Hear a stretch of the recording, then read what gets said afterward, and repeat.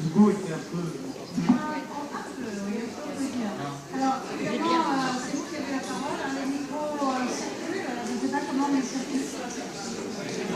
Comment vous avez tout court, puisque après un spectacle comme ça, bien évidemment, il va falloir aussi penser à boire un coup, etc.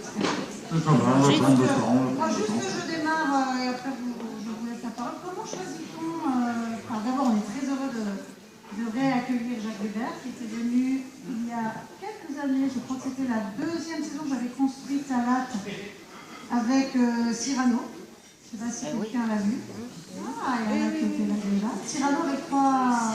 Petit Cyrano. Petit Cyrano, on l'appelait le Petit Cyrano. Ça avait été un grand plaisir. Et puis, toute cette année, on ne s'est pas revus. On ne s'est pas revus tout ce temps. Hélas. Mais maintenant, on vous garde. Maintenant, on vous garde. Alors, Jacques, comment fait-on le choix des éléments biographiques de Hugo? Alors, d'abord, ça me rappelle une histoire drôle.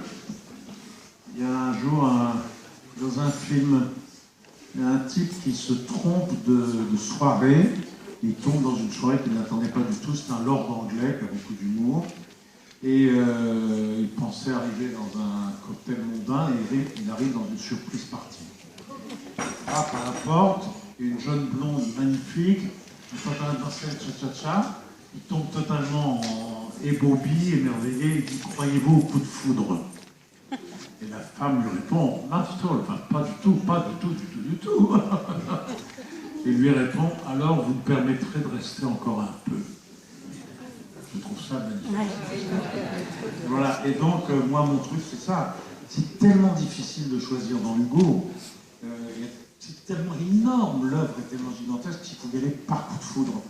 Mais je pense que ce qu'on a quand même essayé de faire, c'est de donner les multiples facettes de cet homme qui, d'abord et avant tout, ce qui me plaît énormément, un rebelle qui n'accepte pas les choses telles qu'elles sont, pas de fatalisme politique humain chez cet homme, de parler du rebelle, du jeune amoureux, de cette énorme sensibilité, presque pataude parfois, qui est splendide, de parler aussi de ce vieux monsieur qui est pris par l'âge, mais qui n'a jamais été vieux, qui parle magnifiquement de la mort, qui parle magnifiquement de ces infinis petits détails qui contiennent en eux tout l'univers. Je parle du texte de la pâquerette, qui est une pure merveille.